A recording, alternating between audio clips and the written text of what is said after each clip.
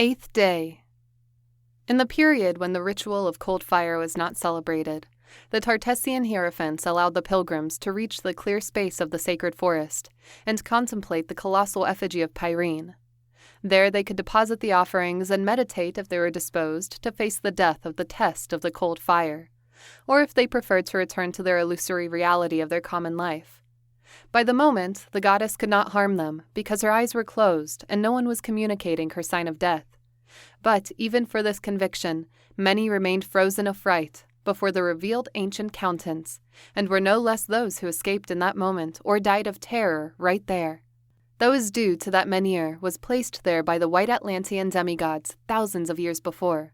But in the days of the alliance with the Lydian, not existed anyone over the earth capable to emulate such feat, to translate through thousands of kilometers a giant stone and deposit it in the middle of an extensive ash forest, without deforesting the zone. It is understood then that the pilgrims received the intermediate impression that such terrible sculpture was made by the gods.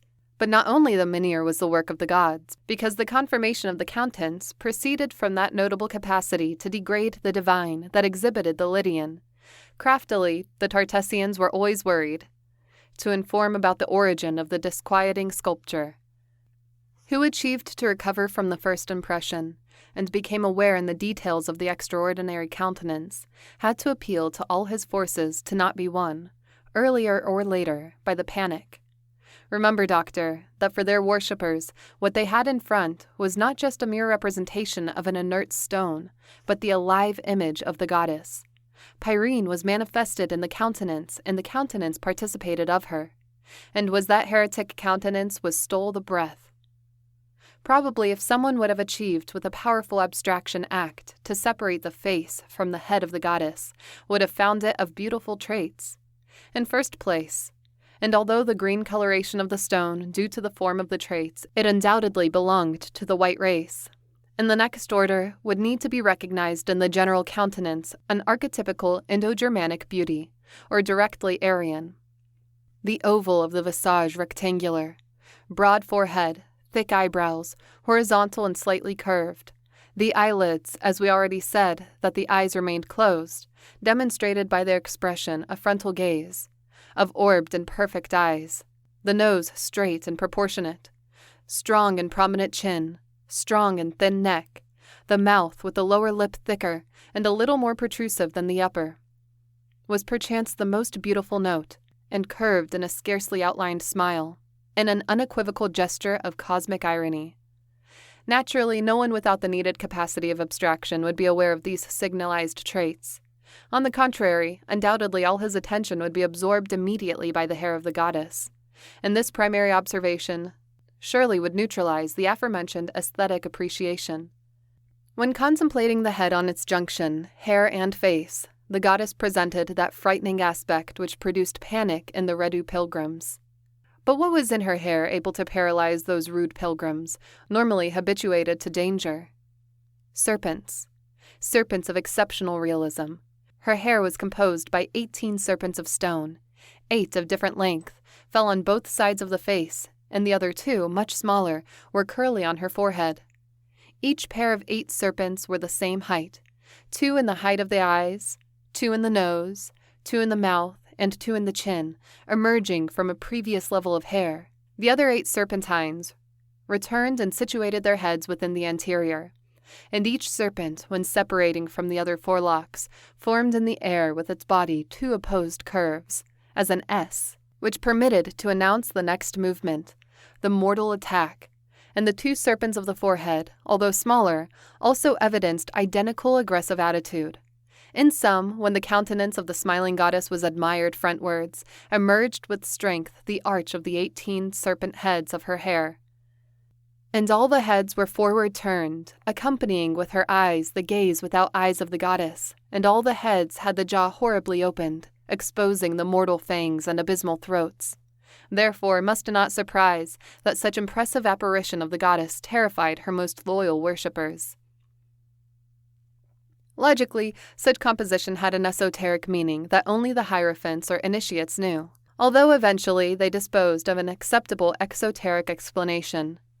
In this last case they notified to the traveler, who sometimes could be an allied king or an important ambassador to whom the knowledge could not be totally denied, that the 18 serpents represented the letters of the Tartessian alphabet, which they pretended to have received from the goddess.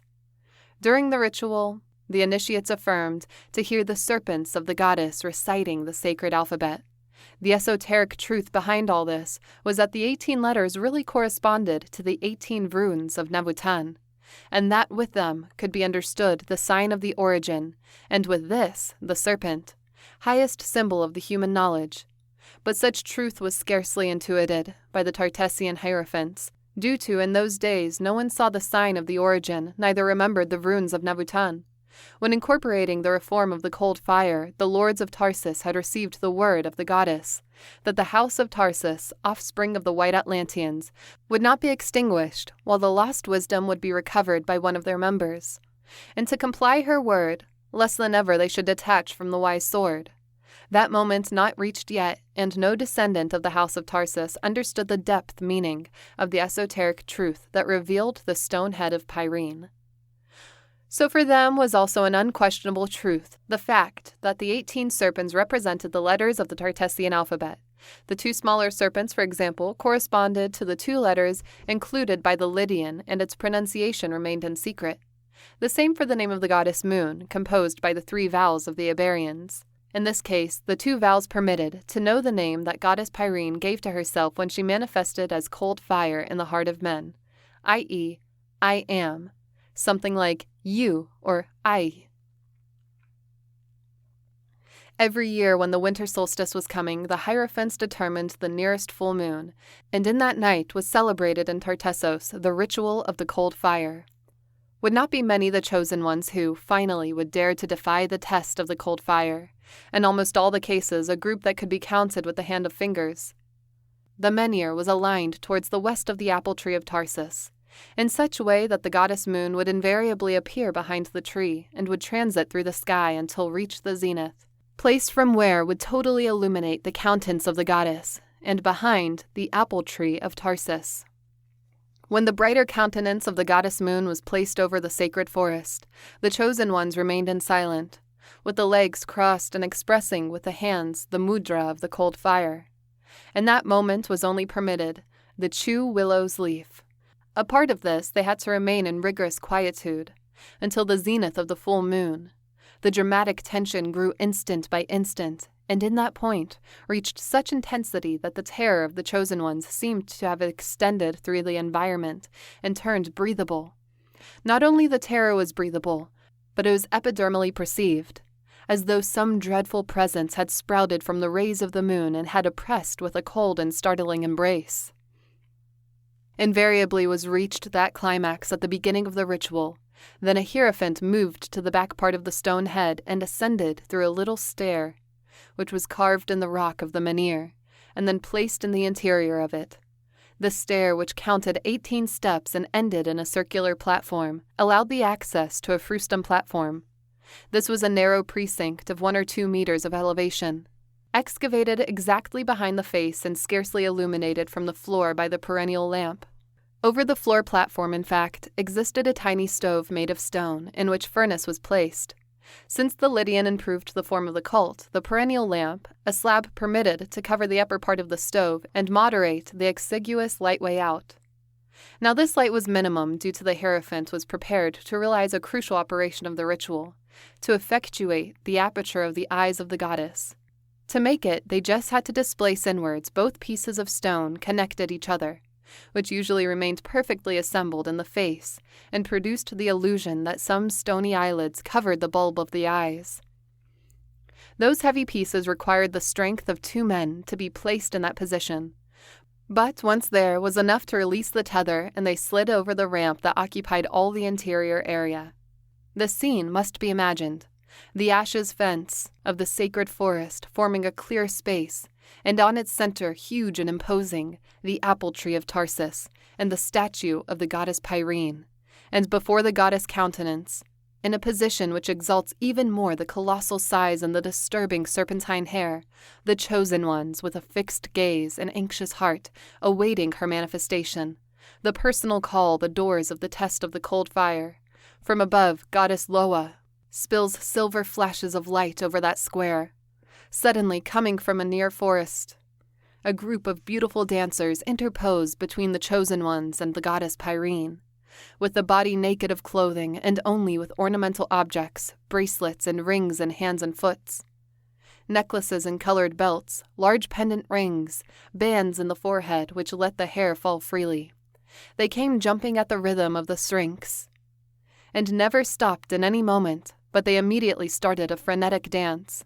Previously they had practiced the ritual libation of an aphrodisiac nectar, and due to this their eyes are brilliant of desire and their gestures insinuating and lascivious. The hips and bellies never stop to move and can be seen at every moment. In 1,000 different positions, firm breasts shacked as the flight of pigeons and wet mouths are longed open. All the dance is an irresistible temptation to the pleasure of the carnal love. Of course, the displayed eroticism by the dancers had by objective to sexually excite the chosen ones, turning in them the warm fire of the animal passion. Such dance was a vestige of the ancient culture of fire, and its culmination in the other periods would have ended in an unbridled orgy. But the reform of the cold fire had changed things and was now forbidden the ritual intercourse, and was demanded instead that the chosen ones experienced the warm fire in the heart. If any chosen one lacked of forces to refuse the treat of the dancers, he could join them and enjoy never-imagined delight. But this would not have saved him of the death, because he would be murdered later for his weakness.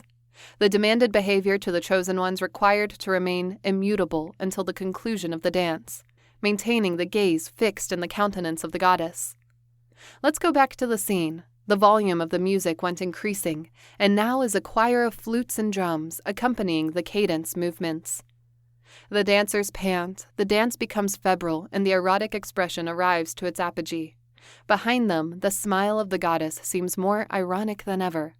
The chosen ones are concentrated in Pyrene, but they can't avoid to perceive how among the mists of a dream, to the dancing feminine beauties who intoxicated them with passion, who dragged them to an inevitably worn and suffocating abyss, is then when it becomes necessary the intervention of the goddess, when the chosen ones, with a will enervated, request in their hearts the fulfillment of her promise. And is in that moment, when, at a signal of the hierophants, the music stopped abruptly, the dancers moved aside quickly, and the eyes of the goddess opened to see her chosen ones. As a whiplash, a horror shudder affected the chosen ones. The eyes' lips had disappeared, and the goddess contemplates them from the empty basins. With the form of the apple tree leaf of her eyes, the test of the cold fire had begun. A hierophant, with thunderous voice, recites the ritual formula. O Pyrene, goddess of smiling death, whose abode is beyond the stars, comest nearer to the chosen ones who claim to thee. O Pyrene, thou once lovest thy chosen ones with the warm fire, and then thou killest them. Rememberest thy promise, killest them first with the cold fire, lovest them later in thine abode. O Pyrene, bringest death to the warm life in us. Let us meet Caliber, the cold death of thy gaze, and let us live in the death of thy cold life. O Pyrene, thou once gavest us the seed of the cereal, to sow it in the grove of infamy. Killest that created life, and puttest into the heart of thy chosen ones the gelid scene of the stone that speaketh. O Pyrene, white goddess, show us the naked truth. By Caliber in thy gaze we will not be men but gods, of a heart of frozen stone. Caliber, the chosen ones claim to thee. Caliber, thy chosen ones love thee. Caliber, death released. Caliber, seed of frozen stone. Caliber, naked truth remembered. All occurs quickly, as if time has stopped. The warm fire of the animal passion becomes terror again, but now is a terror with no limits, what overcomes, a terror which is death itself, the death caliber of Pyrene, the needed death that precedes the naked truth. The chosen ones are paralyzed in terror, and with the heart frozen of fright, they contemplate, absorbed, the countenance of Pyrene, while still resonates in the air the last caliber. Of the hierophant, the eyes of the goddess seem now the doors of another world, a world of infinite blackness, a world of essential cold which is the death of the warm life. Can't be transversed to those doors without dying of terror. But if something overpass, such thing lives in the death.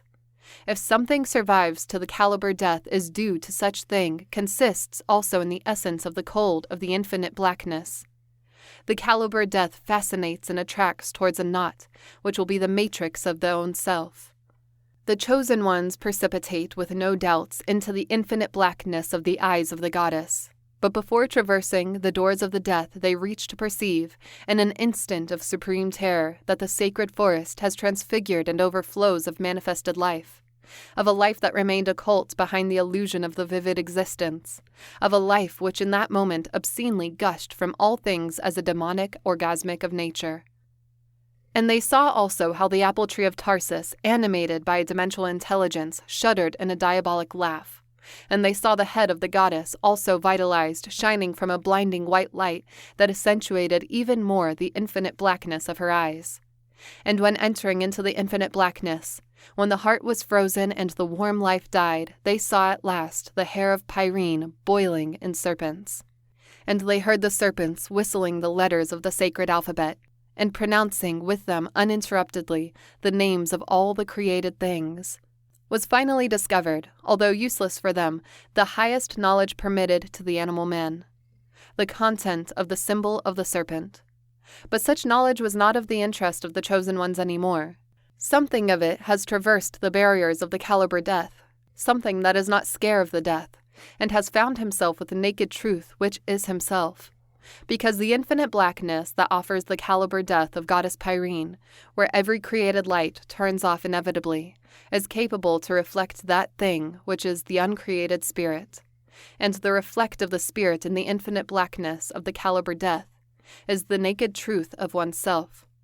In front of the infinite blackness, the created life died of terror, and the spirit finds itself. For this reason, if the chosen one, after the reunion, recovers the life, will be carrier of a signal of death that will leave his heart frozen forever. The soul could not avoid being subjugated by the seed of the stone, of oneself, which grows and develops on it and transmutes the chosen one into a Hyperborean initiate. A man of stone, the resurrected chosen one will have a heart of ice and will exhibit an absolute courage, will love the flesh woman, but she will not achieve to turn on his heart the warm fire of the animal passion. So he will seek in the woman of flesh the one who be able to reveal, in her infinite blackness, the naked truth of himself. To her, the caliber woman, he will love with the cold fire of the Hyperborean race, and the caliber woman will respond with the cold love of the caliber death of Pyrene. 9th day. Amongst the chosen ones who faced the test of the cold fire, 3 results could have been expected. First, that some of them were not approved by the test. That is to say, that they would have not passed through the effective experience of the death, either due to the initial terror, not giving them place to the animal passion, or because the warm fire didn't turn into terror, or just because the terror avoided to see the infinite blackness face to face, or by any other reason. In second term, that some of them had really died. And the last, that some of them would have been resuscitated. In the first case, the chosen ones would be executed in the next night of the test of the cold fire, for the Tartessian hierophants should not present to the test the one who will not really be disposed to die, because from the test no one could leave alive. If someone died or resuscitated, who was reborn would not be who died, but a son of the death, someone who would carry a signal of the death and the death in himself. That is to say, a son of the death would be forgotten in the death by himself, who assisted to the test and not died, nor deserved to live. The executioner woman from Tartessos would hand down the stone axe over his neck. She would kill him the next night of the test, in the copse of willows consecrated to the moon goddess Eloa, at the riverside of the Odiel. What happened to them? No one certainly knew what would be their luck. If they really died forever, if they would resuscitate in another world, if they would reincarnate again in future lives, or if their souls would transmigrate to other beings. But how much lasted the test of cold fire? Only the hierophants and those who would have failed, and who would die too, knew it. Only they conserved the consciousness of the past time. Those who were reflected in the infinite blackness and found the naked truth of themselves received also a reflect of the eternity, the contemplation of oneself. What is a reflect of the eternal spirit is experienced in a unique instant, not possible to be encompassed by the time of the creation. The chosen ones who fixed the caliber death of Pyrene could never respond to that question. The experience of the eternity is indescribable. For this reason, those from the second group, those who really died, were considered very loved by the goddess, because she had retained them for the eternity, and were realized the same funerals of the wise warriors to them. They would have the right to be incinerated with the swords in their hands, and an ash urn with his ashes would later be thrown to the Occidental Sea. In the third case, when exceptionally some chosen one returned from the death, was immediately incorporated to the Hierophant's College of Tartessos. The fact constituted a motive of celebration in all the realm due to the population, who didn't understand esoteric quibblings, infallibly intuited that a son of the death meant a reward for the race. Even if he triumphed by himself in the test of the cold fire, the new Hierophant would now be considered as the exponent of a collective merit, of a racial virtue. But the ancient Hierophants who knew the secret received with same joy the resurrected chosen one.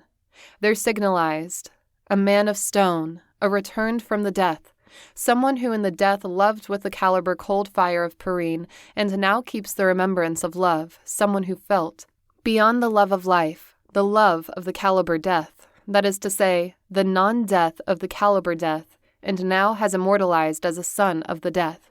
He was received in this form. O Pyrene's chosen one, thou wast mortal, but the love of a goddess hath freed thee from life, but the will of the Creator One. Earthen thou wast. By the will of the caliber death, of stone thou art, O son of the death. Courage hath thy name. In silence remainest, thou just actest, and keepest in thine heart of ice the memory of love, but rememberest, nay, just revivest thyself. Cold immortal fire, man of stone. And really, the man of stone would not talk, perhaps for many years. He won't do it because he would be occupied experiencing himself. Because since the reborn inside of his heart, over a deep fiber, was burning the flame of the cold fire. And that flame, when was perceived, spoke with the voice of himself. And its words always started with the name of the goddess. I am, I. When hearing the voice of himself affirming I am, the man of stone really was, that is to say, he had absolute existence out of the illusion of the material entities beyond the life and the death. For this reason the man of stone would not talk, or would talk little from now on.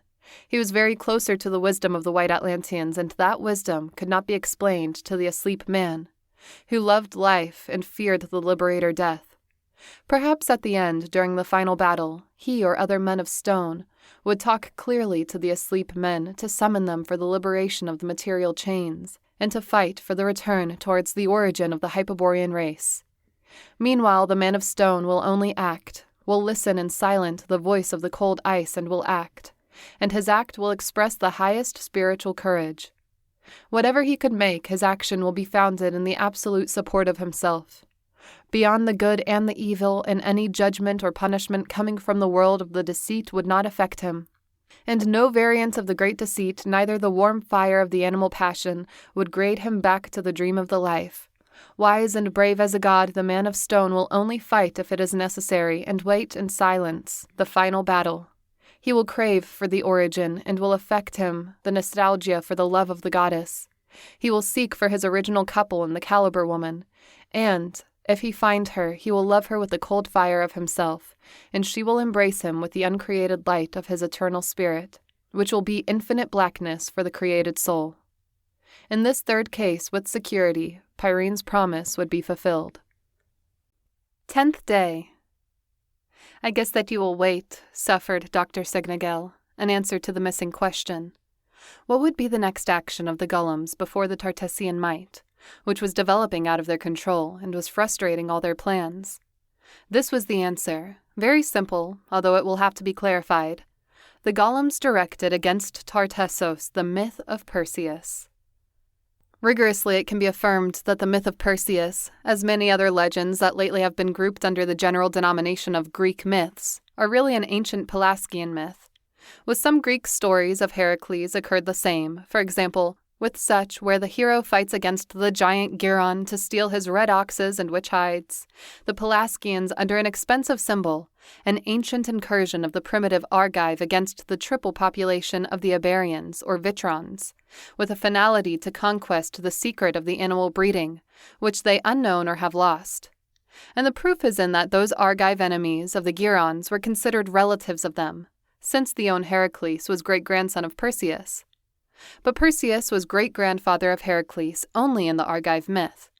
Really, the theme is taken from a Pelasgian myth much older, of Iberic Atlantean origin, which refers to the adventure undertaken by a typical Hyperborean spirit to reach immortality and wisdom.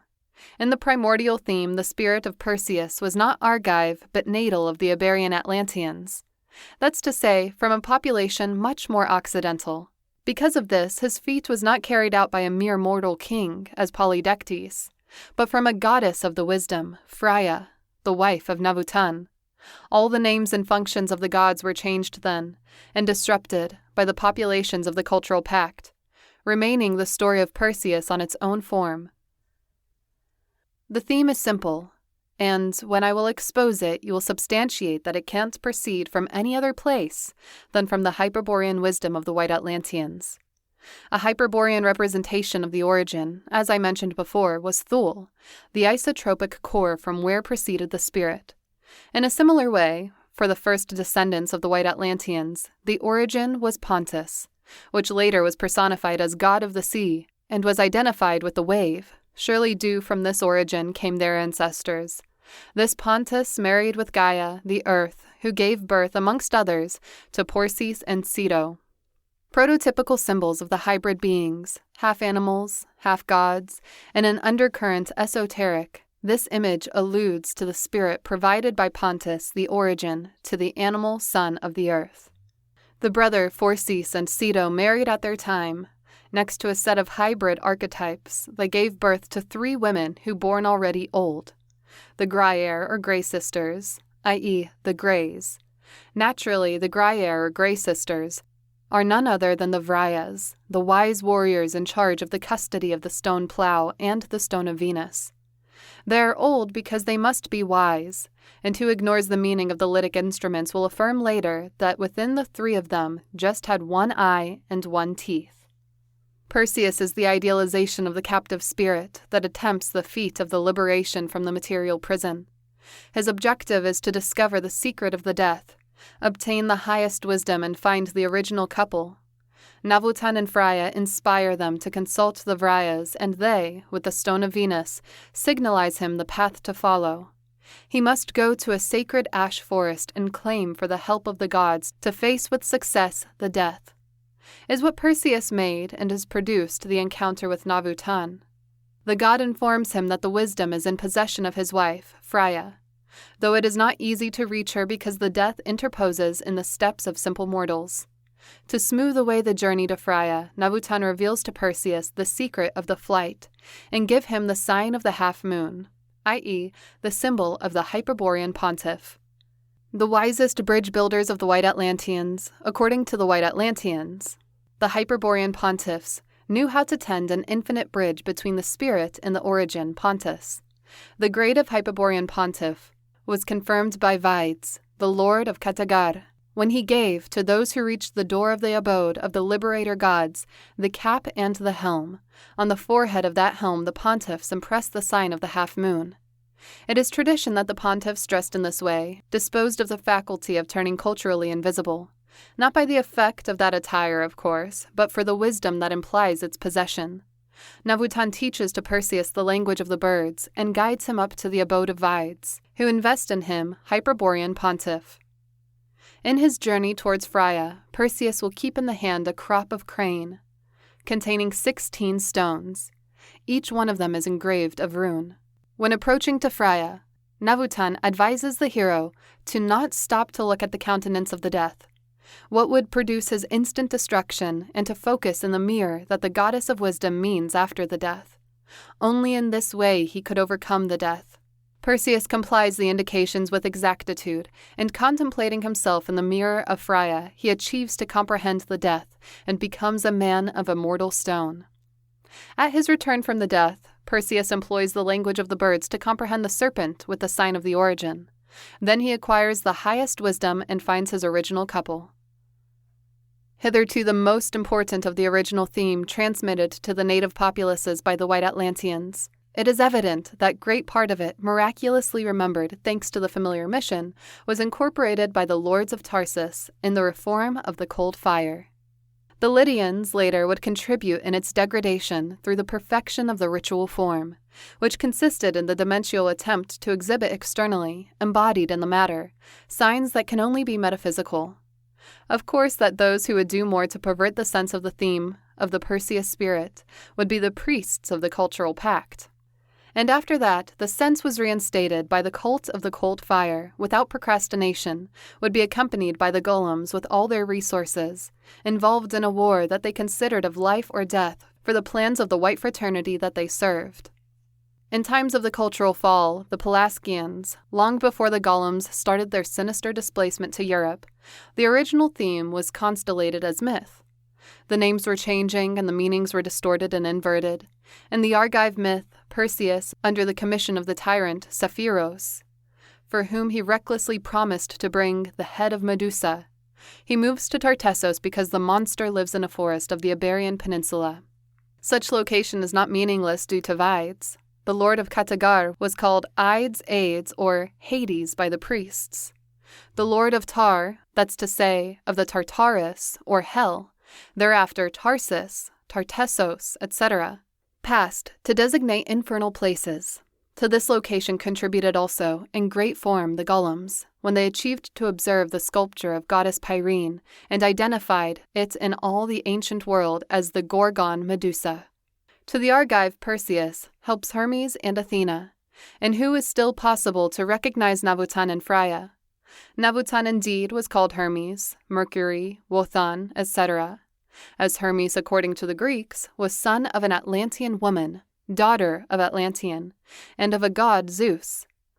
What is not far from the genealogy of the great chief of the white Atlanteans was inventor of the alphabet, of the lyre and the syrinx, which he exchanged to Phoebus, the sun, by the caduceus, which he used to shepherd.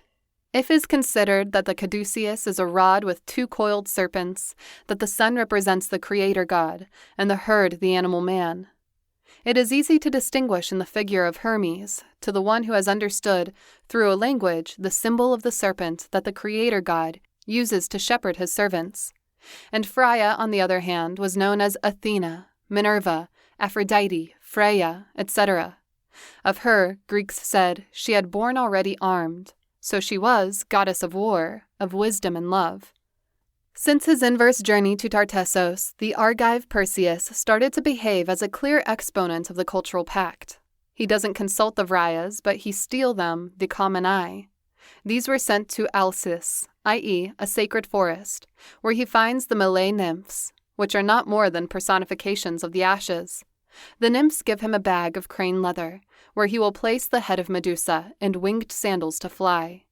Hades lent him the helm of darkness, or cap of invisibility, and Hermes gave him a sickle of half-moon form to cut the head of the monster. But what most reveals this forgery engendered by the priests of the cultural pact is the prevention of the Argive Perseus, who fears to become a man of stone, because in the Aegean myth, it is not a subsequent wisdom, but the own gaze of Medusa which turns in stone. The wisdom, on the contrary, is not beyond the death, but out, with Perseus definitely independent and unattainable for him. It not allows him to reflect himself in his naked truth, just puts an objective mirror where the hero will contemplate death without being trapped by it. That is all the help that Athena gives him, seeing her in front of the mirror. Perseus will cut the neck of Medusa with the sickle and will give death to the death, not obtaining with this feat the immortality. Athena's mirror is a protector shield. The head of Medusa, obtained in the purposeless feat of the Argive Perseus, is placed by the goddess in the middle of the shield, permitting to understand clearly that in this era, after the triumph of the cultural pact, the wisdom is shielded by the death, not existing any possibility for mortals to reach it. Of course, this is only a threat of the priests of the cultural pact to discourage the quest for the liberation of the spirit. Finally, as the Argive Perseus not reached the immortality, neither the wisdom, will not be able to comprehend the serpent, and due to this, he was obeyed to kill it too. What he will do at the return of his feet, when he fights against a dragon and releases Andromeda, with whom he procreates a numerous offspring. Finally, taking the risk to be mercilessly executed by the Tartessians, the golems achieved to infiltrate in the sacred forest and spy the ritual of the cold fire. Since that unfortunate day, the golems knew that they had found a countenance and a home for Medusa. In few years, by means of their unceasing preach, and the countless priests that helped them in all the populations of the cultural pact, it was popularized with renewed vigor the Argive legend of Perseus. The sons of Phorcys and Ceto, the Graiae, the Gorgons, and the serpent that guards the tree of the golden apples, live in a sacred forest of Tartessos, region which in that period belonged to the kingdom of Tartessos. Logically, won't be seen clearly the strategic advantage, which could mean for the golems the refloat and the adaptation of a myth. If we start from the erroneous principle that then no one believed that it already happened, to think in this would demonstrate the ignorance about the ideology of the golems. With their revolutionary conception of the unity of God in the ritual sacrifice, the golems sustained the amazing concept that the myths had prophetic character. That is to say, that the myths, and every argument coming from heaven or the gods, are never accomplished at all, are never totally realized, that they had blind faith in that if the circumstances and characters were repeated, the myth as a prophecy would be developed again in the earth. In synthesis, they affirmed, "The thing that has been, it is that which shall be, and what has been done is which shall be done. There is nothing new under the sun." Thereby, in the golem judgment, it was prophesied the myth of the Argive Perseus, this would be infallibly fulfilled. Thereupon, the execution sentence that existed over the house of Tarsus would be also accomplished. Of course, we must not be deceived in regard to the activity of a myth described unto its minor details. Although in the credulous minds of the population, Perseus and Medusa were imagined as real characters, the kings and military chiefs who ambitioned the loot of Tartessos had clear that it was treating about representations. In the centuries of the Tartessian expansion, those who desired to emulate Perseus, for example, they knew well that the head of Medusa, which they had to cut, meant to destroy Tartessos. Something similar occurred when in the wars of the 19th century was proposed to destroy the bear, alluding to the conquest of Russia, or to humiliate the lion, instead of submit England. However, the fact that a king was aware of the allegoric sense of the myth, not rest him the capacity to act, on the contrary, increases the possibilities of being really accomplished. Who intelligently adopts the role of a character of the mythical argument, interprets the description of the myth as some kind of plan or project to be realized, though is not the character who acts to realize the character of the myth, but the own myth that, unconsciously, motorizes the character to fulfill the argument. Who aspires to be Perseus will end cutting the head of Medusa, even if he believes to be able of self-control because he knows the allegoric meaning of the character. In this way, Dr. Signagel, the golems directed against Tartessos the myth of Perseus, as a reaction to the economic and military expansion which was developing out of their control and frustrated all their plans. The answer is now clear. In the subsequent century would be many the Perseus who would attempt the feat to conquest Tartessos, and almost in every case integrating the warrior expeditions, guiding invader kings or pirate chiefs, reached the golems, Hermes' caricature, that would signalize the abode of the Graiae and the location of the unique eye, that's to say, the wise sword. Due to the golems would never forget their main objective, steal the stone of Venus. That would be their part of the booty. The rest, gold and silver, docks and prosperous cities, all would be for the winner Perseus, for the hero of the cultural pact. It was not much what they requested, and would not be few who would answer to the intriguing proposals. However, even by this offensive, which was founded in the universal action of the myth, and that obeyed the Tartessians to live in permanent war state, the kingdom defended itself with success until the 3rd century, period, in which their might started to decline before other rising potencies, Carthage, Greece, and Rome, would write the end of the history. The Greeks of the pre-classic period were very receptive to the strategy of the golems, and that guided them to undertake many conquest expeditions against the Tartessians. From their thriving colonies in Sicily, Italy, Gaul, and finally in the own Spain, they would have exterminated Tartessos if they had not had to watch their back from the rising power of Rome. The Romans, instead, were always friendly with the Tartessians and scarcely permeable to the golem influence. That must not surprise if it is remembered that through the veins of the Roman royalty circulated the blood of the Pelasgians, of Etruria, direct relatives of the Tartessians. Destiny would not reserve then, neither Greeks nor Romans, the feat of destroying Tartessos. Would be a man of Carthage, a Phoenician, a Red or Punic, the new Perseus, who would wield the iron sickle, inverted and perverted symbol of the half-moon, and he would cut the head of Medusa, giving fulfillment in this way to the prophecy of the golems. In the 12th century BC, when the Philistines occupied and looted it, starts the decay of Sidon, the most important Phoenician city. Begins in this way the might of Tyre, and would not stop growing until Nebuchadnezzar, who after a siege of 13 years dilapidated it definitely in 574 BC.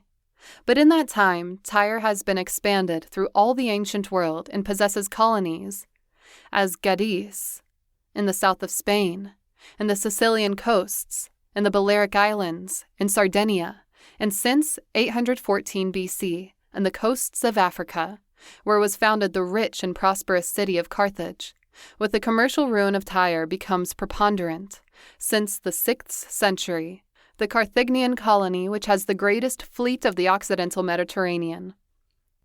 Carthage reached in history the joyless celebrity to have constituted an immoral society composed by merchants whose only ambition was the richness which imposed their commerce with the protection of a mercenary army. Only a few warlords indeed, there were Carthaginians.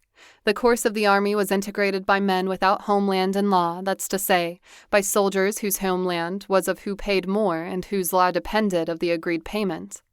Although what most impressed always to the observers, in an analogic way, to the repugnance that caused in the Europeans, in the 16th century, was to know the sanguinary Aztec cult of the palpitating hearts, was the cult of Moloch, a deity for whom they had to offer permanent human sacrifices to appease his inextinguishable thirst of lives.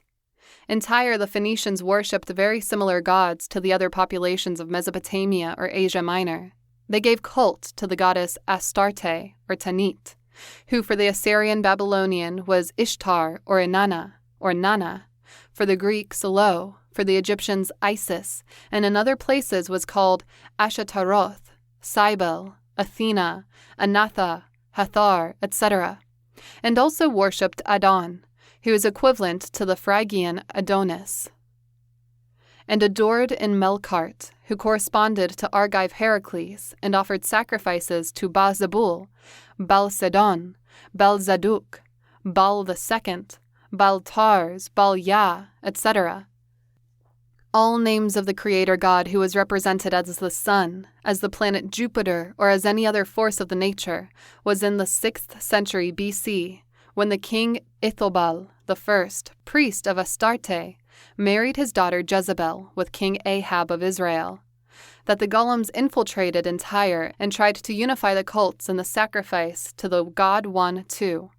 Such attempt would not give great results until the next century, after the conquest of the Assyrian great king Sargon II over Canaan, and over the golems moved to Carthage to officiate as priests of the cult of Moloch. It must be warned that the Carthaginian was the first population where the golems established, a part of the European populations that were assigned to them by the white fraternity, to comply with their mission of unifying the cults, but would be the first and last due to, according to what they declared, their interest was only to work in the European cults. If they remained in Carthage, that was purely and exclusively to the Tartessian heresy, the necessity to orient Perseus to the population to cut the head of Medusa and fulfill their prophecies.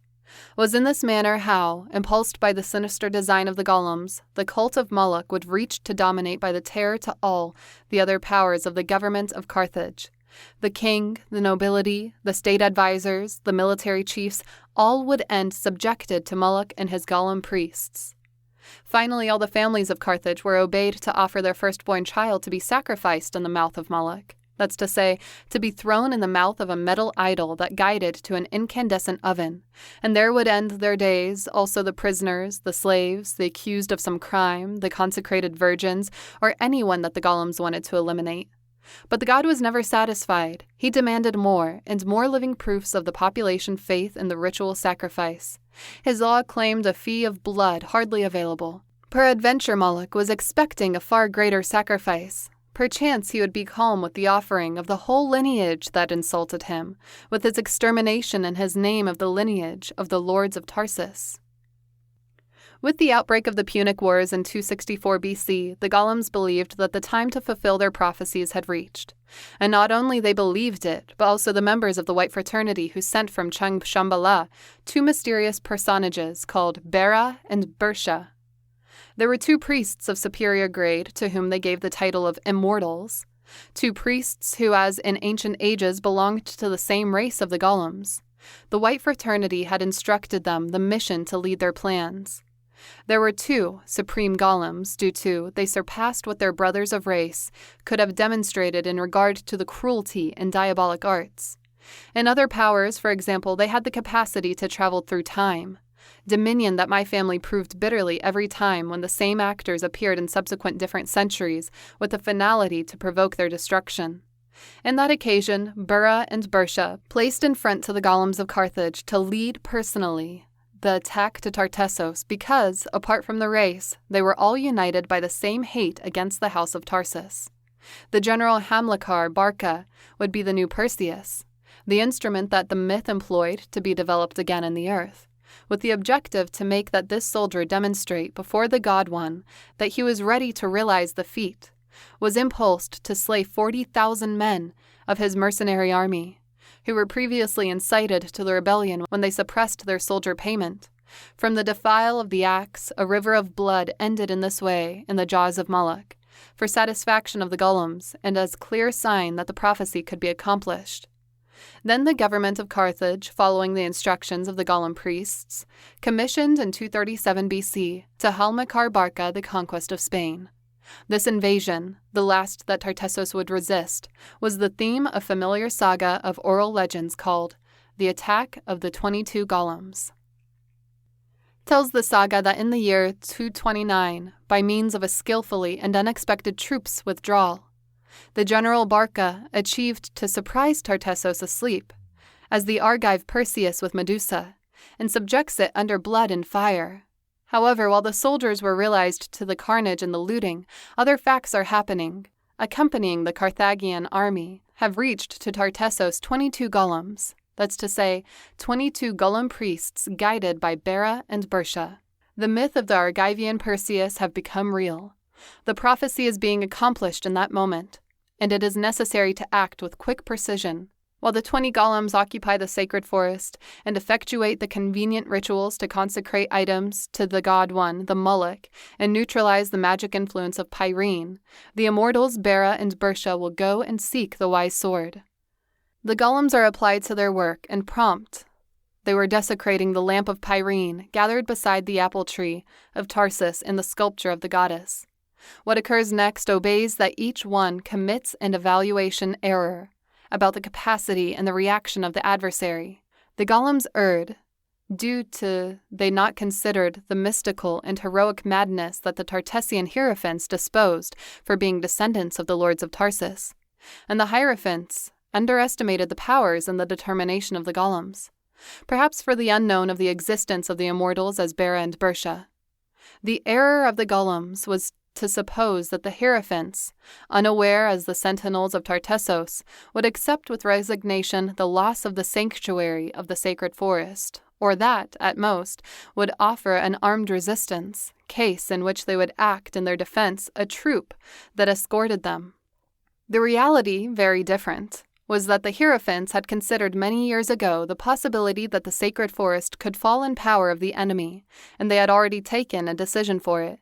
They would never permit it. The fall of the sacred forest would imply, necessarily, its destruction.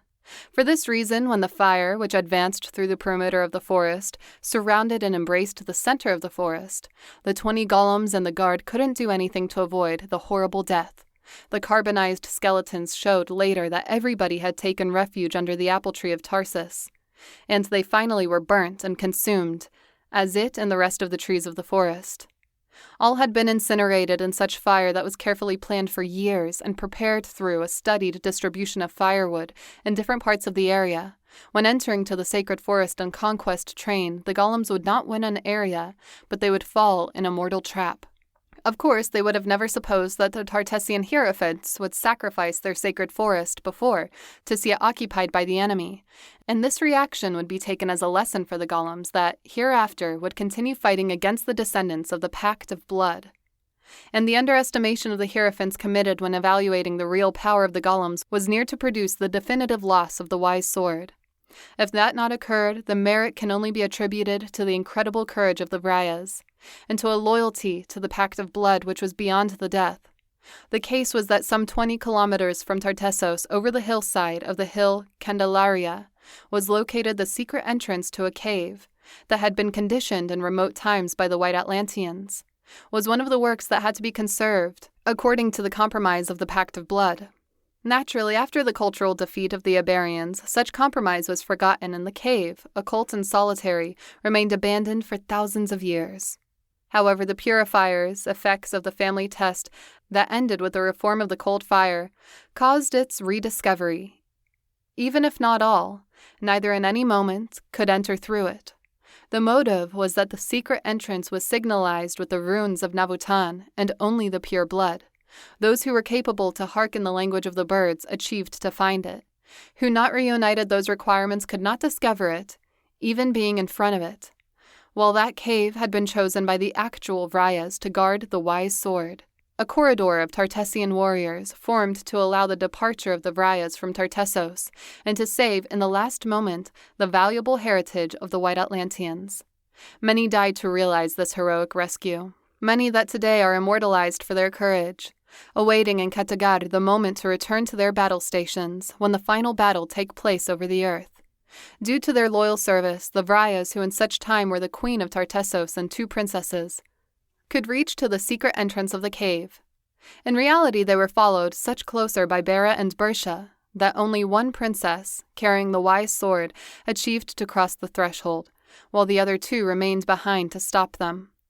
And was in this moment when the terrible power of the immortal golems was seen, because even when the Vryas fought them with their formidable stone axes, they did not need to employ any arm to dominate them, except for their demonic arts.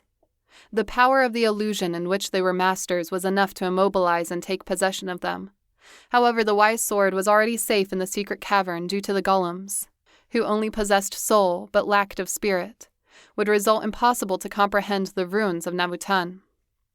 The familiar saga ends in this part of the history narrating the spectacle observed by the Tartessian hierophants when they went to the secret cave, after the burning of the sacred forest, lying in the floor of the base of the Candelaria hill, not so far from the secret entrance that they didn't achieve to find, were the corpses of the Queen of Tartessos and the princess horribly mutilated.